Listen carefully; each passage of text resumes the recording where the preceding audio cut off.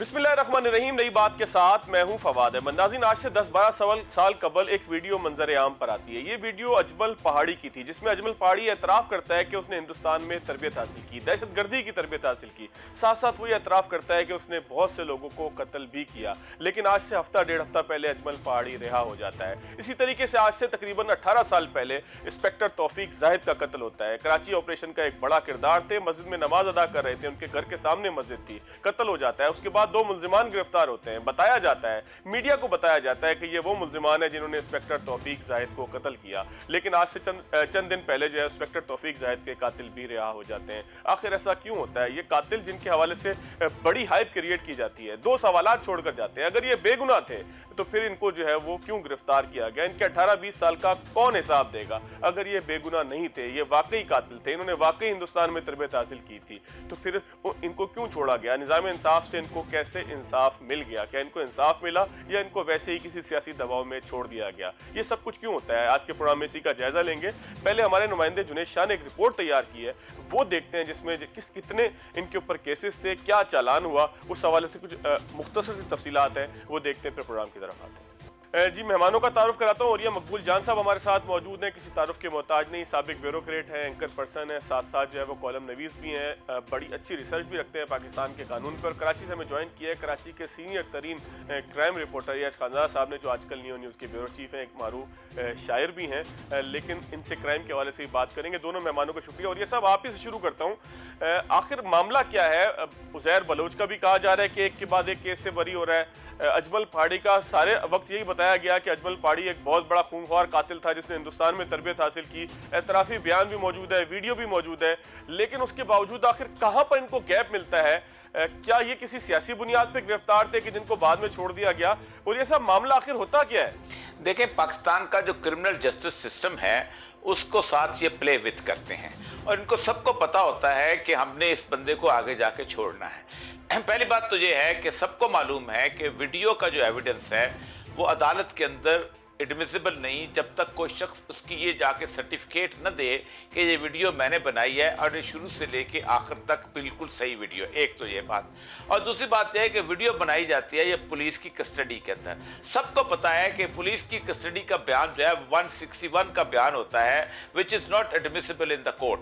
यानी आप किसी भी बंदे को पुलिस की कस्टडी में जो बयान दे दें, अदालत के सामने वो रद्दी का टुकड़ा बन जाता है, अदालत उससे बिल्कुल नया बयान लेती है। उसका एक रास्ता होता है कि उसकी कन्फेशन स्टेटमेंट जो है वो किसी मजिस्ट्रेट के सामने रिकॉर्ड कराई जाती है। आप मुझे बताइए कि अजमल पहाड़ी की जो GIT थी, अजमल पहाड़ी का जो बयान था वो लीक तो करवा दिया ताकि प्रेशर डाला जाए, जिस पे डालना था उस पर डालना था। अब जाहिर बात है जिसने भी वो वीडियो लीक की थी और जिससे बंदे ने भी वो उसको बताया, वो जाहिर बात है गवर्नमेंट का आदमी था ना, और उन लोगों का आदमी था कि जो हेल्म ऑफ अफेयर पे बैठे हुए थे। तो उसका मकसद सिर्फ ये था कि ये बयान उसको भी पता था और सारे उसके लीगल रिक्वायरमेंट्स को पता था कि ये ना बयान अदालत में साबित किया जा सकेगा क्योंकि ये पुलिस कस्टडी में बयान है, ये ना उसके हाथ का लिखा हुआ है। अगर हाथ का लिखा हुआ भी हो तब भी ये वहाँ जाके रिट्रैक्ट कर सकता है, कह सकता है मुझे ज़बरदस्ती ये बयान दिया गया है और सब कुछ है। कोई भी उसकी फ्लो की, इवेंट की, सारा कुछ वो कहेंगे अब मुझे बार बार कई दफ़ा इन्होंने रिहर्सल कराई और आखिर में ये बयान मेरा ले लिया। तो ये उनको पता था। और जितने लोग भी ये इन्वेस्टिगेशन करने वाले होते हैं ये बदयांती के साथ ये सब कुछ करते हैं कि पहले वो बयान नशर करते हैं, उस बयान को आप लोग तक पहुंचाते हैं, एक आदमी को प्रेशराइज करते हैं, फिर उसको छोड़ देते हैं। और छूटना था उसने, जाहिर बात है क्यों नहीं छूटेगा। उसकी वजह यह है कि आपने उसके बारे में कोई एविडेंस ही नहीं किया। कोई भी इतराफ़ी बयान उस वक्त तक इतराफ़ी बयान ही रहता है जब तक उसका सर्कमस्टांशियल एविडेंस मौजूद ना हो।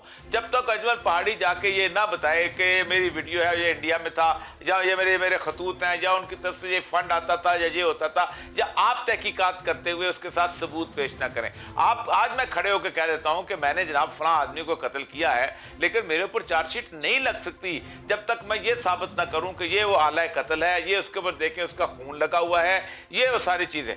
असल मसला बुनियादी तौर पर यही है कि हमने उसके ऊपर कोई मेहनत नहीं की। हम समझते हैं कि एक आदमी का हमने बयान लिया और मेहनत करना भी नहीं चाहता। अब ज़ाहिर बलोच साहब कितनी भी स्टेटमेंट ले लें कि मैं जरदारी को इतने पैसे देता था, फलां को इतने पैसे देता था, इतने लोगों को कत्ल करवाया था, ये करवाया था, वो कहेगा कि मैं और क्या करता, मेरी तो पुलिस के साथ हाथ में जान थी, मैंने किसी से जान तो छुड़वाई थी। लेकिन औरिया साहब, ये तमाम लोग जो है वो कत्ल तो हुए ना, किसी ने तो कत्ल किया ना, किसी ने तो जो है वो हकीम सईद को भी मारा, किसी ने जो है वो इंस्पेक्टर तौफीक जाहिद को भी मारा, किसी ने असलम जो है वो चौधरी उसको भी मारा।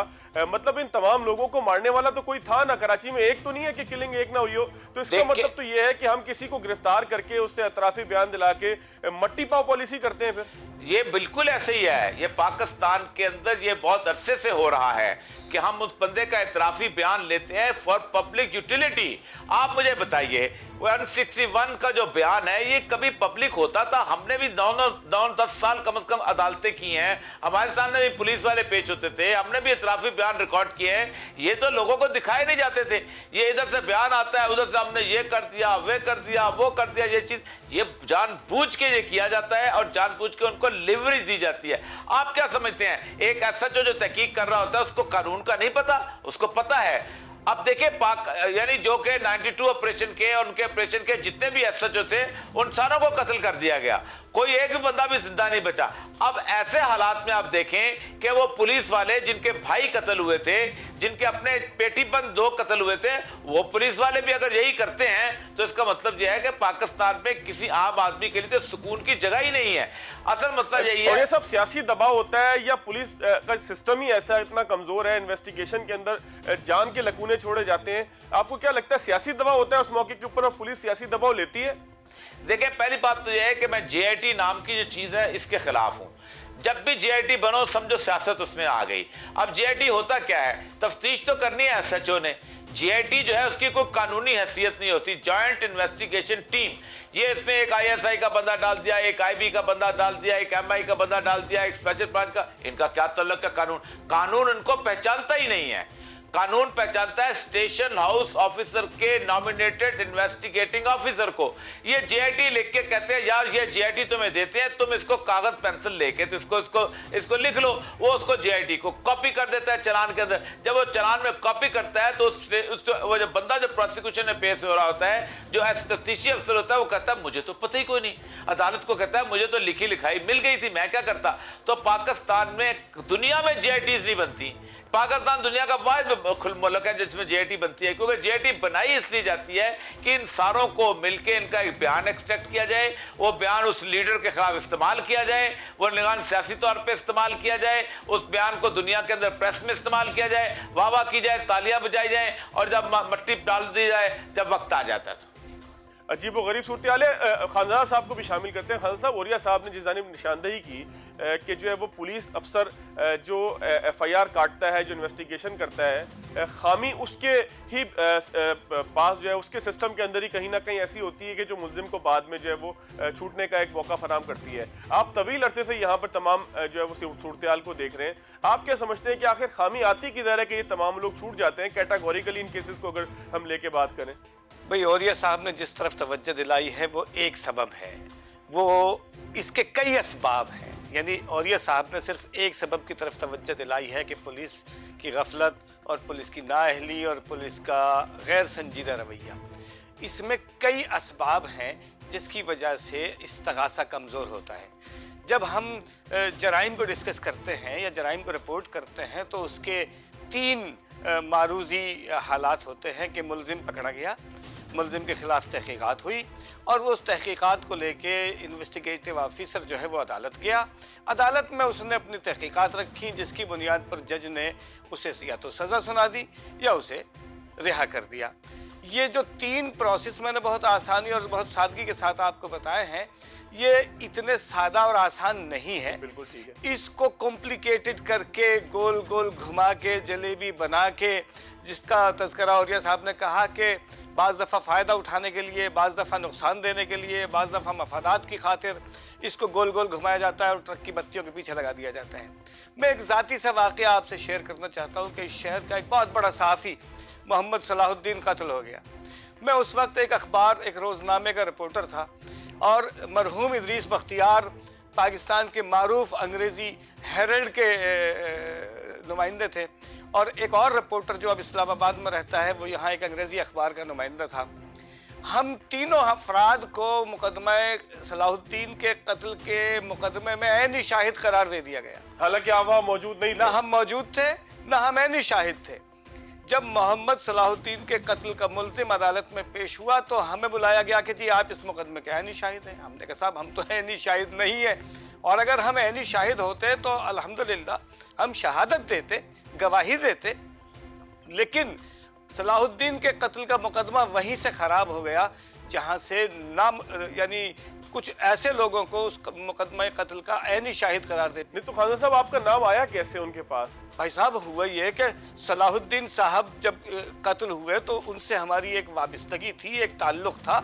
मैंने यानी चूँकि मैं उस वक्त क्राइम रिपोर्टर की हैसियत से ये पुलिस और मुर्दा खाना और डॉक्टर और मेडिको लीगल ये सारे मामलात को डील करता था।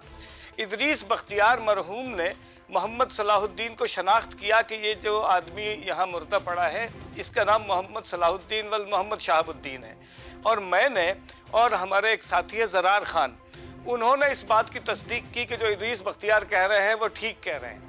ये पाकिस्तान के ज़ाब्ते में हस्ब ज़ाब्ता 174 की जो कार्रवाई होती है उसके लिए बहुत ज़रूरी होता है कि नाश शनाख्त करके वो रसा के हवाले की जाए। तो हमारे नाम और वल्दियत और पते उन्होंने ऐनी शाहिद के तौर पर फिट कर दिए। उसका नतीजा ये निकला कि जो मोहम्मद सलाहुद्दीन के कत्ल में इब्तदाई तौर पर जो मुल्जिम गिरफ्तार करके लाया गया था वो शक की बुनियाद पर रिहा कर दिया गया। कहानी यही ख़त्म नहीं हो रही। हकीम मोहम्मद सईद का कत्ल हुआ जिसमें पुलिस ये कहती है कि हकीम सईद को कत्ल करने वाले लोग 4 थे और 2 लोग उनकी निगरानी कर रहे थे। तो अगर ये सब की सब पूरी टीम को भी शामिल तफ्तीश रखा जाए तो ये 6 लोग थे जो जिन्होंने हकीम सईद और उनके साथियों पर फायरिंग की। लेकिन जब हकीम सईद रहमतुल्लाह अलैह के कत्ल का मुकदमा अदालत में चालान हुआ तो 30 से ज़ायद लोगों के खिलाफ चालान पेश किया गया। हुआ क्या था कि उस वक्त हकीम सईद से मुताल्लिक कोई भी मुल्जिम गिरफ्तार करने पर तरक्की मिल रही थी, इनामात मिल रहे थे।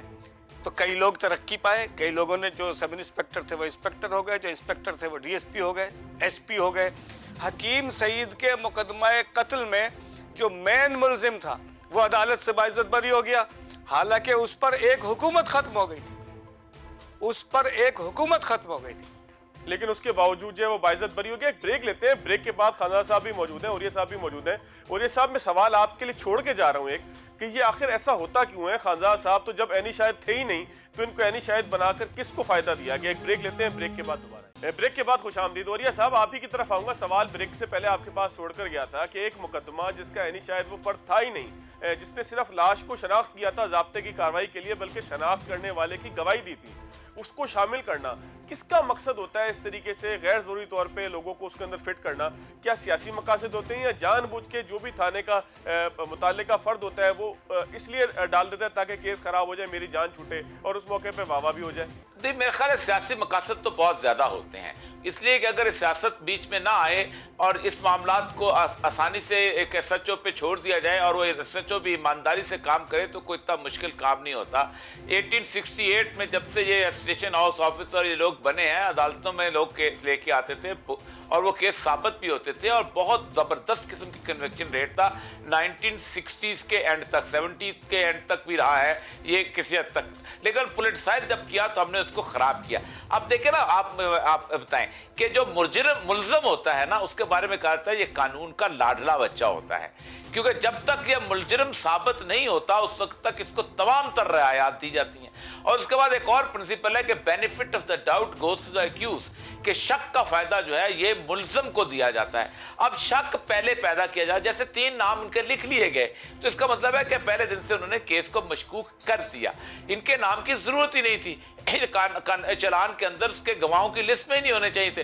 174 की कार्रवाई करके उनको फारग कर दिया जाता। बल्कि इनका क्या मसला था, उनके वालिदैन उनके बीवी बच्चों को बुलाते, उनको आके उनकी गवाही देते कि जनाब ये आपने पहचानती है। उन्होंने लिखता कि उनकी उसकी लाश उन्होंने रूबरू गवाहान शनाख्त की जैसे जुबान होती है उनकी, उनके बेटे ने या उनकी बीवी ने या उनकी बेटी ने रूबरू गवाहान शनाख्त की और उनके हवाले कर दी गई, वर्षा के हवाले कर दी। ये उसकी पोस्टमार्टम रिपोर्ट है। इन तीनों का नाम जानबूझ के शामिल किया गया। इसी तरह होता यह है कि जो बयान लिया जाता है और फिर बयान को पूरी दुनिया में पब्लिक किया जाता है, वो बुनियादी तौर पर किया इसलिए जाता है की माजरत आपने कहा जानबूझ के शामिल किया जाता है। जो उस वक्त हालात थे, तो इसका मतलब तो ये भी कह सकते हैं कि इन तीनों को भी फिट किया था कि उस मुकदमे के नतीजे में इनका भी काम तमाम कर दिया जाए। नहीं, ये नहीं, ऐसा नहीं होता सर। जो सूरत-ए-हाल थी उस मौके पर, तो गवाही देने पे कोई तैयार नहीं होता था, कोई फर्द जो है वो मुद्दई बनने पे तैयार नहीं होता था। जो सूरत-ए-हाल भाई देखिए, ये भी साहब से इजाजत के साथ कि यहाँ एक वाकया हुआ जिसमें जियो का रिपोर्टर वली बाबर कत्ल हुआ, और वली बाबर के कत्ल के कई गवाहान जो थे वो शहर की मुख्तलिफ सड़कों पर मारे गए। फिर उस कत्ल का फैसला इस तरह से मुमकिन हो सका कि वो मुकदमा कराची से मुंतकिल करके सिंध के एक और इलाके में यानी सक्खर खैरपुर ले जाया गया, वहाँ उसका फैसला मुमकिन हो सका। ये बात फवाद साहब जो कह रहे हैं, ये उस वक्त के तनाजुर में ये ठीक लगती है। अच्छा देखिए, बिल्कुल ठीक है, बिल्कुल ठीक। मैं ये अर्ज कर रहा हूँ कि ये तो एक सबब है। दूसरा सबब ये है कि जब से पुलिस के को इन्होंने बाइफरकेट किया है, यानी SHO और इन्वेस्टिगेशन ऑफिसर अलग अलग हुए हैं, तो SHO तो हो गया है चौकीदार जो डंडा बजाता है और कहता है जागते रहना, जागते रहना, और मेरे पे ना रहना। ठीक है जी। और जो IO होता है वो लाडला बच्चा हो गया है, वही कमाऊ पूत हो गया है, क्योंकि पैसे उसी को मिलते हैं, इन्वेस्टिगेशन ठीक करने के भी, इन्वेस्टिगेशन खराब करने के भी।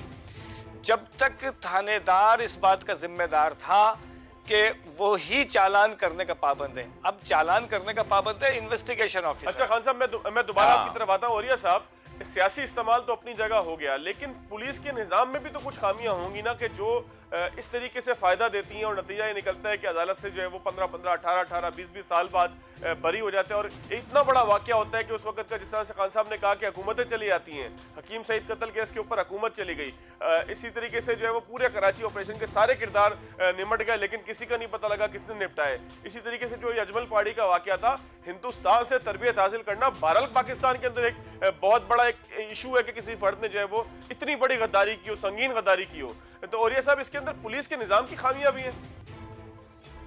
देखिए, पुलिस को निज़ाम को तो हमने खुद खराब कर दिया हुआ है ना, हमने उसको पोलिटिसाइज किया। और बात उनकी ठीक है कि इन्वेस्टिगेशन, और जब वो दोनों अलहदा हो गए तो हुआ ये कि जो पकड़ना होता है SHO साहब ने, SHO कहते हैं कि अगर मैं पकड़ के ये ताज़ा शानदार मुर्गा जो है ये इन्वेस्टिगेशन के अफसर के हवाले करूँगा तो मैं क्यों करूँ। और इन्वेस्टिगेशन ऑफिसर जो है वो ज़ाहिर बात है इंडिपेंडेंट होता है, वो समझता है कि लॉ एंड ऑर्डर तो गाली तो उसने खानी है, थानेदार ने खानी है, मैं तो इन्वेस्टिगेशन कर रहा हूँ, लॉ ऑर्डर ख़राब होता है, जुलूस निकालते हैं लोग, गालियां देते हैं, आग लगाते हैं, कत्ल के ऊपर बैठ के अपने रोडें ब्लॉक करते हैं, मेरे का परवाह है, मैं तो इन्वेस्टिगेशन कर रहा हूं। तो ये जो खास तौर पे दोनों को अलहदा किया गया है, प्रोसिक्यूशन को और इसको जो है, तो इसने इसका सत्यानाश कर, एक तो ये बात है।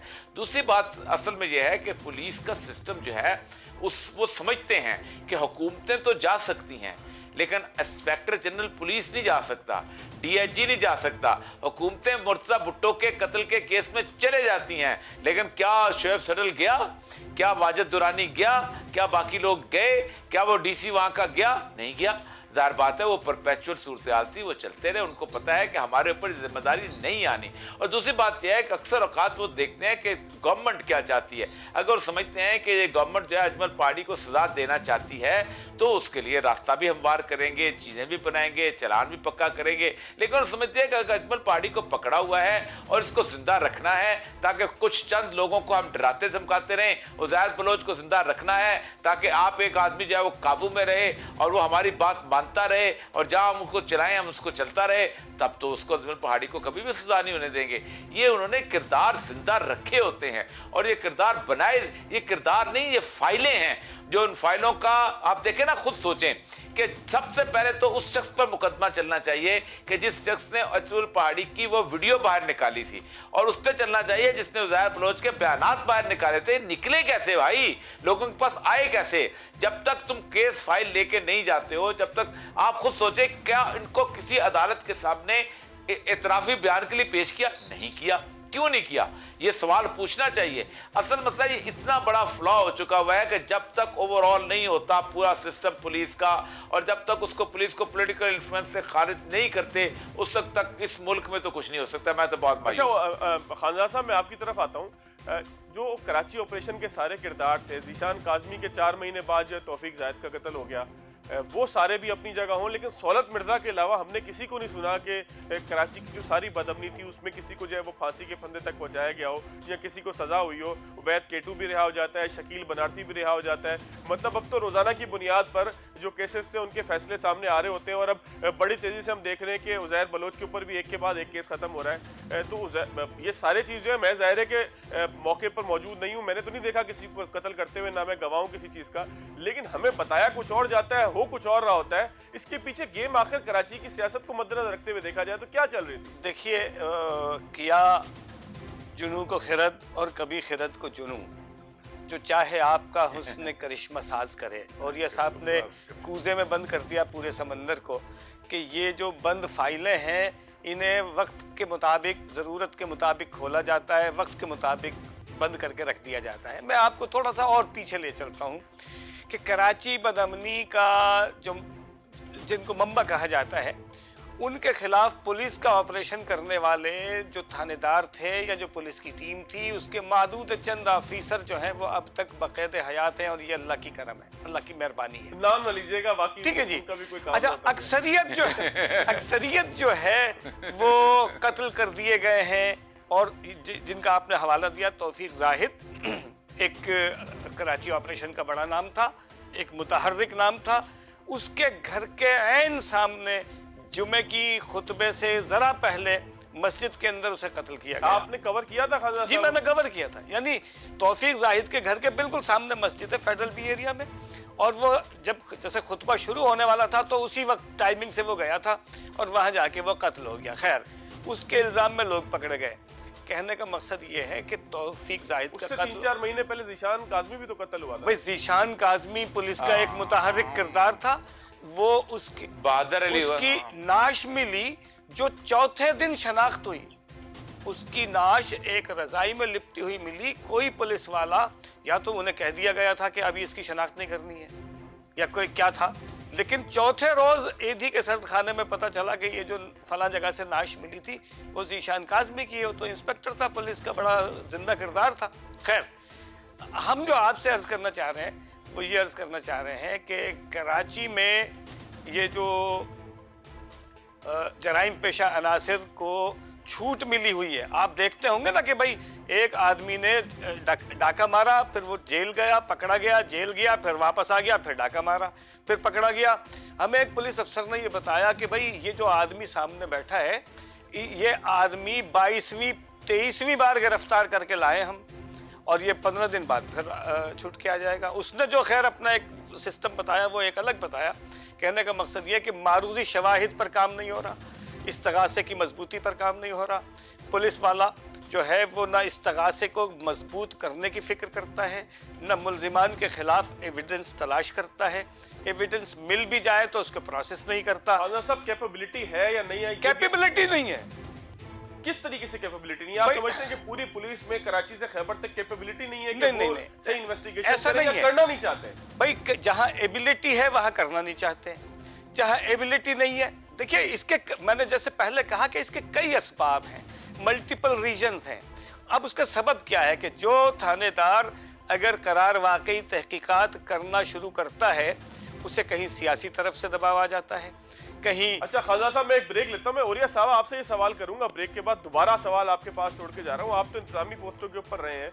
खाजा साहब कहते हैं कैपेबिलिटीज के भी इश्यूज हैं। क्या कैपेबिलिटी नहीं है, नीयत नहीं है? और खास तौर पर खान साहब ने जो कहा कि जुर्म के लिए जो है वो एक रास्ता खुलता है कि जब कोई भी बंदा जो है वो बाइज्जत बरी होकर आ जाता है जुर्म करने के बावजूद, या लोगों को यकीन हो जाए कि जो भी गिरफ्तार हुआ है उसने बाइज्जत बरी होना। एक ब्रेक के बाद मजीद बात। ब्रेक के बाद खुशामदीद। ओरिया साहब, आपके पास ही आऊँगा, टाइम बहुत थोड़ा है। कैपेबिलिटी का इशू है, नीयत का इशू है, सियासी मदाखलत का इशू है। कंक्लूजन क्या है कैपेबिलिटी के हवाले से? आप तो इंतजामी पोस्टों पर हैं, आप क्या कहते हैं? देखिए, कैपेबिलिटी का इशू इसलिए है कि ज़माना बहुत आगे चला जा चुका है, हमारे कानून भी पुराने हैं और पुलिस के पास फैसिलिटीज़ भी बिल्कुल ख़त्म हो चुकी हुई हैं। ना उनके पास वो उस तरह की एबिलिटी है। टूटी हुई बसें और टूटी हुई गाड़ियाँ और टूटी हुई चीज़ें लेके तो आगे बढ़ते हैं, और ना उनके पास कोई मुख्तलिफ किस्म के इन्वेस्टिगेटिव गैजेट्स मौजूद है। एक तो कैपेबिलिटी का। दूसरा पोलिटिकली जो है मसला यह है कि सिर्फ ये नहीं कि उनको सियासतदान कह रहे होते हैं, मुजरिम के लोग भी उनको थ्रेट कर रहे होते हैं कि खबरदार इससे आगे नहीं बढ़ाना, माफिया और इसको तुम ठीक करो। माफिया पीछे पड़े होते हैं, फिर ऊपर से माफिया को सपोर्ट करने के लिए हुकूमत के अंदर भी लोग मौजूद होते हैं। आप खुद सोचें ना कि जिस अजमल पहाड़ी के खिलाफ उसने कार्रवाई शुरू की थी, उस अजमल पहाड़ी की पार्टी जो है वो एक दिन के लिए भी इक़्तिदार से बाहर नहीं रही, वो तो साथ रहती थी। जब वो इक़्तिदार के अंदर थी तो इसका मतलब यह है कि वो इन्फ्लुएंस कर सकती थी SHO को भी, उस JIT को भी, सबको। एक ये चीज़ है। और तीसरी चीज़ है कि जहाँ एबिलिटी है वहाँ उनको करने नहीं दिया जाता। ऐसे बहुत सारे लोग हैं, मैं जानता हूँ उनको, कि जिनको खुले लाइन लगा दिया जाता है कि तुम जाके वहाँ जाके बैठ जाओ, SP ऑफिस में बैठ जाओ, DC ऑफिस में बैठ जाओ, वर्नैकुलर का काम करना शुरू कर दो, दूसरा काम करना शुरू कर दो। नेक नीयत आदमी जो है उसको पुलिस क्या पूरी एडमिनिस्ट्रेशन के अंदर रांदा दरगाह बना दिया गया। और ये सब इसका हल क्या है? इंटरनेशनल आलमी कवानीन क्या कहते हैं? आलमी सतह पर क्या होता है? दीगर ममालिक में, तरक्की याफ्ता ममालिक में, क्या वहाँ पर भी मुजरिम इतनी आसानी से फरार हो जाता है और निज़ाम इंसाफ से बच जाता है? देखिए, मसला यह है कि वहाँ पर उन्होंने इंसाफ को वक्त के साथ साथ तब्दील किया है। 1868 का जो तकरीबन पाकिस्तान का ताज़ीरात है और आता है फौजदारी का कानून है, इनको आपको तब्दील करना पड़ा। आप खुद सोचें ना, आप सबसे बड़ी अभी तक ये चल रहा है कि पोस्टमार्टम जो है ये दिन की रोशनी में होना चाहिए, क्योंकि उस वक्त तो लाइट नहीं होती थी। अब तो आप लाइटें लगा के दिन की रोशनी कर सकते हैं रात के वक्त भी, लेकिन अब भी होता यह है कि 4 बजे से पहले पहले भाई पोस्टमार्टम करवा लो। नहीं होगा तो कहेंगे जी लाइट पड़ रही थी, साया पड़ रहा था, ये हो रहा था, वो ये एंगर, ये बेनिफिट ऑफ द डाउट खास तौर पर रखे गए हैं, कानून के अंदर सुकम रखे गए हैं। हमारे ऊपर आप सोचें कि अमेंडमेंट्स हुई नहीं, हमारी जब भी अमेंडमेंट्स हुई हैं उनके अंदर एक बदनीयती शामिल थी।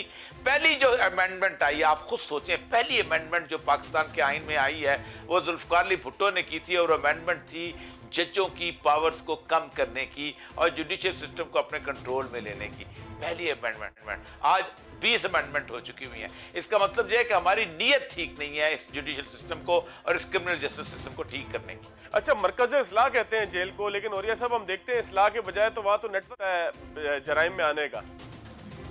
अच्छा, ये अभी तक ये तो गुज़श्ता को 20 साल से मरकज़ इस्लाह करेक्शन इंस्टीट्यूशन बना दिया गया है, वरना it was called an asylum, एक असाइलम होता था।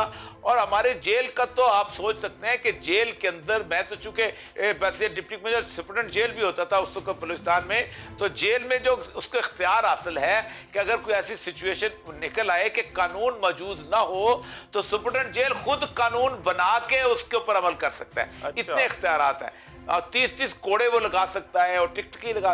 वो तो एक ऐसा जालिमाना किस्म का सिस्टम है जेल का कि जिस जेल के अंदर सोच भी नहीं सकता कि कोई वहाँ इस्लाह करके निकलेगा। अच्छा खानज़ादा साहब, कंक्लूजन कीजिएगा, प्रोग्राम का आखिरी वक्त है। क्या आप समझते हैं, औरिया साहब ने इस तरीके से बताया कि सियासी दबाव अपनी जगह है, कैपेबिलिटीज़ का इशू अपनी जगह है, कानून में सुकम अपनी जगह मौजूद है, कराची बदअमनी के हवाले से जो पूरे पिछले 30-35 साल में होता रहा, कंक्लूड कैसे करेंगे आप? देखिए जी, मैं ये कहता हूँ कि कराची में एक वाक़या हुआ था। एक लड़की के साथ बदतहजीबी का एक मुकदमा था जिसमें हैदराबाद से एक शख्स गिरफ्तार हुआ जिसका नाम था रफ़ी अल मारूफ बबली। वो फ़ौजी अदालत से उसको सज़ा हुई, वो गिरफ्तार हुआ, उसका मुकदमा चला और सज़ा हुई, फांसी हुई। उस रफ़ी बबली की फांसी के 2 साल बाद तक कराची बहुत पुरअमन था। कहने का मकसद ये है, मैं ये नहीं कह रहा कि फ़ौजी अदालतों का क़याम अमल में लाएं, मैं ये कह रहा हूँ कि जिस महीने मुलजिम पकड़ा जाए उसके 2 या 3 महीनों में उसको सज़ा, हाथ काटने हैं हाथ काट दें, सर काटना है सर काट दें, उम्र कैद है उम्र, जो भी सज़ा आप तजवीज़ करें, वो 1, 2, 3 महीने जराइम पेशा अफराद को इस बात का खौफ होना चाहिए कि मुझे सज़ा होगी, और अगर सज़ा नहीं होगी तो फिर अनारकी होगी। बहुत शुक्रिया खानज़ादा साहब, बहुत शुक्रिया औरिया मकबूल जान साहब। आज का प्रोग्राम इख्तिताम की तरफ जाता है। लोग बिल्कुल हक बजाने पे ये कहने पे कि जो कत्ल होने वाला है उसकी एक सदा अगर कोई किसी ने सुनी हो तो एक शेर की सूरत में है कि मैं किसके हाथ पे अपना लहू तलाश करूं, तमाम शहर ने पहन रखे हैं दस्ताने। आज के प्रोग्राम से इतना ही, अगले प्रोग्राम तक याद रखिएगा।